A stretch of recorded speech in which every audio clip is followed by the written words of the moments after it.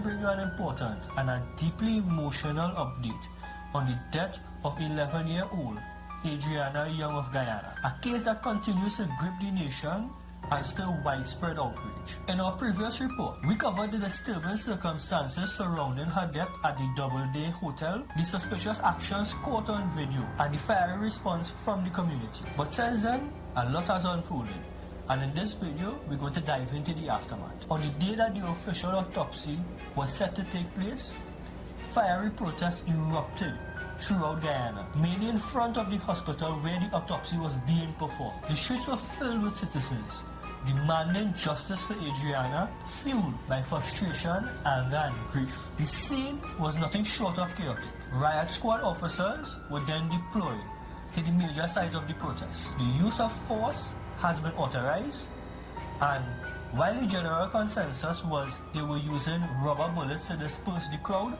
multiple eyewitnesses and even reporters who were on the scene were able to find spent shotgun shells at the scene of the riot, which raised the major concern of whether or not live rounds were used to quell the citizens of this protest. Shocking scenes unfold as riot police, clad in full tactical gear, made their way through the streets in the most aggressive fashion. In one of the most shocking turn of events, there was a scene on the live video that I was watching at the time where the riot police officers literally turned their guns to a crowd of protesters who were in the hospital compound, firing shots and discharging their weapons into the hospital compound. And this is where all the medical staff were at the point in time the autopsy was taking place. Media personnel, nurses, doctors, even patients were put at risk due to the lack of a better word, decorum or training from the riot squad police. There are videos online circulating right now that show people scattering for their lives, media journalists hiding and ducking for cover, and the sounds of gunshots, like live ammunition gunshots, ringing out just meters away from the entrance of the hospital. But later that evening is when the real tragedy actually struck. The results of the autopsy was finally shared with the family of the victim. There were a total of 3 pathologists who conducted this autopsy, and from the reports that we received, there were 3 internationally recognized forensic experts. A Dr. Glenn A. Rudner, a distinguished forensic pathologist from New York, Dr. Shubhakar Karra Paul, who is a government-appointed internationally recognized pathologist on this case from Barbados, and Dr. Gary L. Collins, who is the family recommended or the family requested pathologist who they requested themselves, and he's an internationally renowned pathologist from Delaware. Now the shocking thing in all this, right, that these 3 pathologists, these internationally renowned pathologists come down and all of them come to the same conclusion, that Adrianna Younge drowned. The cause of death was drowning. There was, according to them, because they did scans prior to doing the autopsy, they said that they saw no signs of foul play, her body bore no marks of violence, and the cause of death, by all 3 pathologists, they said it was drowning. Despite the credibility of the pathologists and the thoroughness of the outcome, Adrianna Younge's father, Sir Brian Younge, he expressed his heartbreak and dissatisfaction with the results of the autopsy, claiming that he don't believe the results were true. And he was quoted stating, and I quote, "To me, that is no result."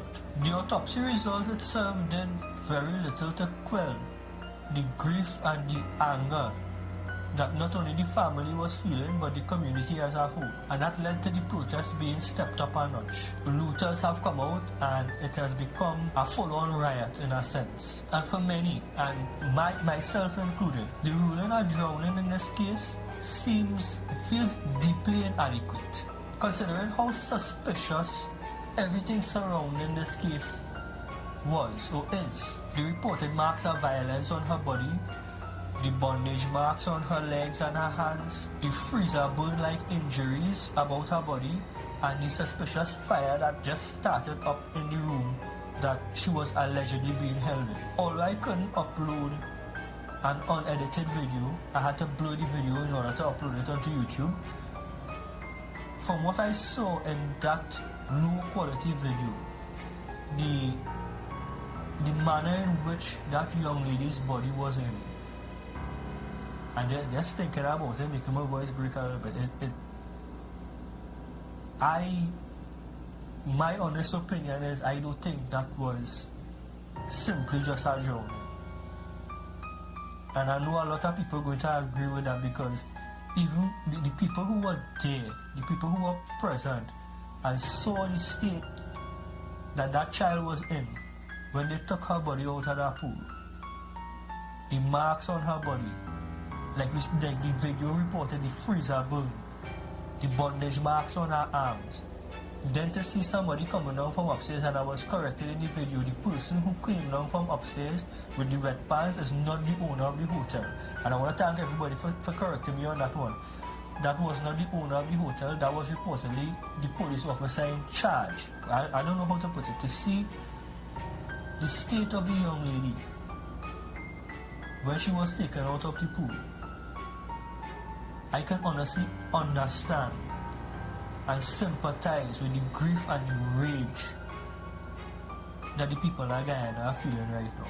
Now, in the comments of our previous video, right, the first report that we do on this, a lot of people were upset. Like, I big up in a sense President Irfaan Ali for his response to the matter, because I saw him come out and make a statement. But commenters on the previous video, they were very vocal in expressing their frustration and disappointment in President Ali. A growing number of citizens and commenters that were on my post, the last post, you can go and check the video for yourself. I might even put some clips of the or some screenshots at the comments there, right? A lot of the citizens of Guyana who commented on my video, they themselves think President Ali to be a part of this larger conspiracy that's going on, and he may be connected in a way protecting the individuals involved or something like that. Now, this is the views of the commenters on the last video. Then fellows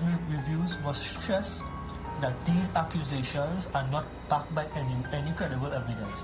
These are just the thoughts and the opinions of the commenters on the last video. A lot of citizens said that during the protests that take place on the day of the autopsy, their suspicions was only fueled because President Irfaan didn't come out and say anything.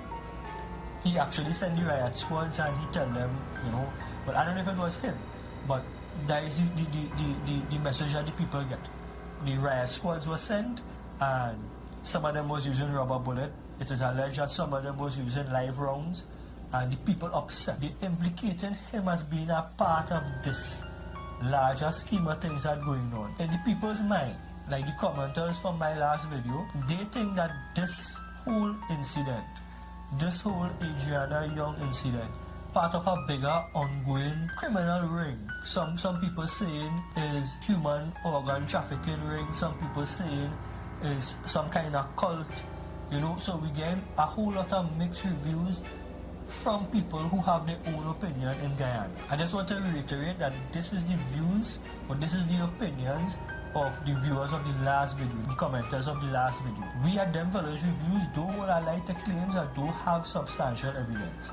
I myself was called a racist in the comments because I said President Irfaan come out and he gave a response, and I was satisfied with the fact that he come out and give a response. Now, I'm talking from my experience dealing with politicians in Trinidad. We have murders here 4 or 5 a day, and politicians don't come out and say nothing. People in charge just be quiet. I can tell you, even the last time we hear from our president. So I just drawing from my own experience. I didn't mean to offend anybody, right? By saying that, we need to ask a bigger question about these commenters too. Is there really a deeper truth hidden behind the cloud of confusion and suspicions that surround this case? Or is it just political bias taking advantage of a very tragic situation? And if that is the case, then you have more problems to worry about than, because some of the claims that I saw even go as wild as human sacrificing rings. So we have no credible or substantial evidence that any of these things being true, and as soon as evidence that any of them become true, I will be the first to let you know, hey, you was right. But as far as those things go, that is just talk. right? We can't run on that if it have no substantial evidence. And at the end of the day, the only people who actually know the real truth are the people involved in the situation. Now today, as we remember Adrianna Younge, we must remember to continue to call for justice. We must stand vigilant. We must hold those in authority accountable. We must demand answers, and we must refuse to let another incident like this be swept under the rug. Justice for Adrianna, not just going to be another headline. If this is not the case, I hope that the Guyanese people continue to press for answers. Closing up this one for them for those reviews. My name is Jeremy, and I'll see you in the next one later.